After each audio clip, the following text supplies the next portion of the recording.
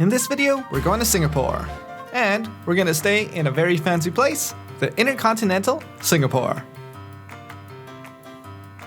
In this video, we'll go over a review of the hotel, the area, and how I stayed at the Intercontinental Singapore for $89. The Intercontinental Singapore is attached to Bugis Junction, which is like a big shopping district and eateries, entertainment.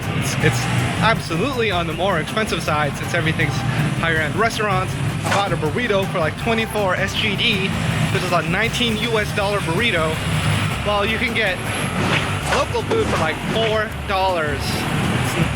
There's a crazy disparity in prices. I happened to have a very good experience at this hotel because they treated me very well and they let me check in super early. I arrived at the hotel at 8:30 in the morning. The Intercontinental. I didn't expect that I'd be able to check in. I was waiting, and then someone helped me out and told me I would be able to check in early. I arrived at the hotel at 8:30 a.m. and was in my room by 8:45. A bellhop assisted me to the room because, as you can see here, it's a very long walk and I was very likely going to get lost. If you watch this video, it takes me 2 minutes to get to the room from the hotel elevator. While we're walking to the room, let's go over the price. The price per night at the Intercontinental Singapore will range from $250 to $300 per night. If you're using points, it's going to cost you 50,000 points per night. How'd I get it for $89? I had the IHG credit card through Chase Bank, and they have an $89 annual fee. With your annual fee, you get a free night certificate every year that you can use at any IHG property, lounge, which also includes high-end hotels like the Intercontinental. That was the Intercontinental Club Lounge. I've never had access because I've never paid the premium price. And I've never had high enough status to get in for free. Or free breakfast at an IHG. It's too difficult, or too expensive. Very cheap. And I'm okay with that. And this is how far my hotel room is. This is unedited, the furthest, well, I mean there's even further rooms, but one of the furthest rooms.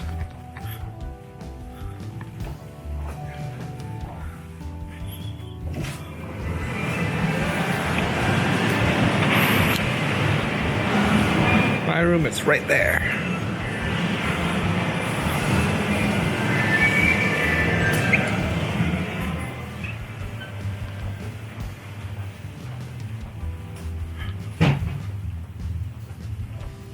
This one.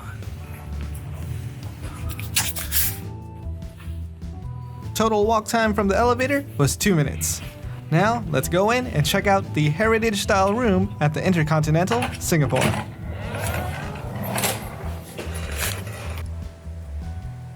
As you can see, it's decorated pretty nicely, but the room itself is not that big.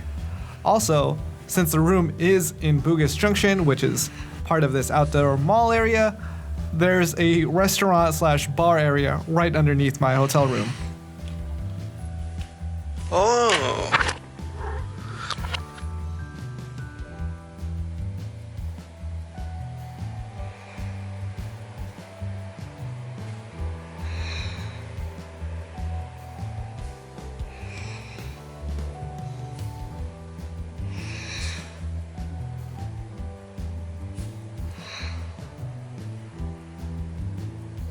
Supercut of everything you can open inside the room.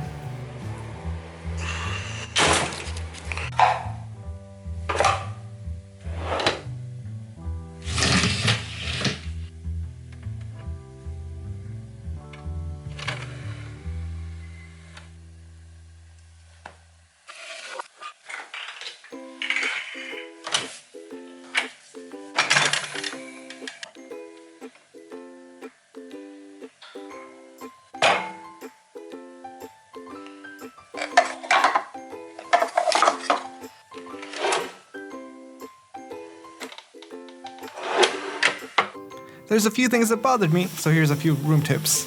When there's a huge gap in the door, Put a couple towels down there to block out that excess noise and light. Peephole, just put in a little tissue paper there. Now you got privacy. Now it's a no peephole. And if you have to pay $15 for a movie, $95. check out Netflix. See if it's on there. Netflix.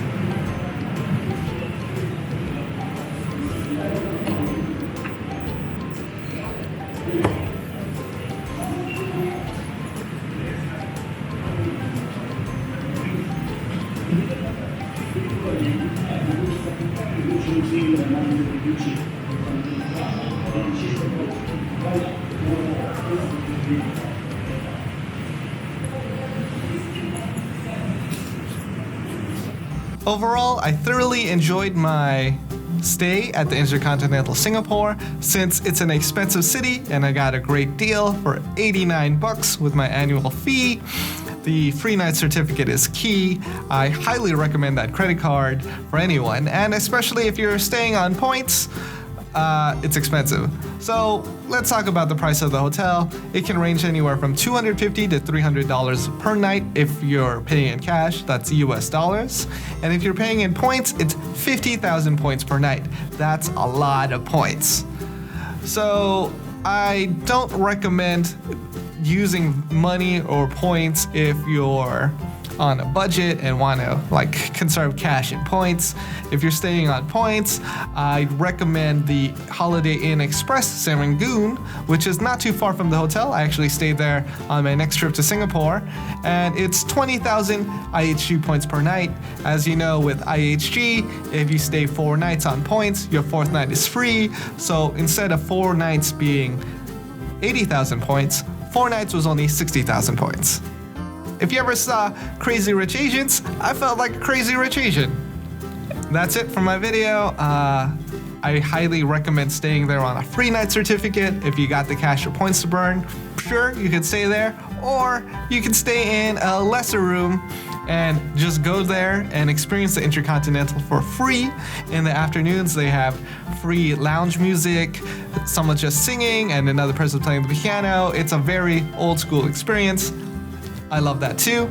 You could go watch it for free. You don't need a room key to use the elevators if you just want to explore the hotel, because they have some restaurants on the 2nd floor.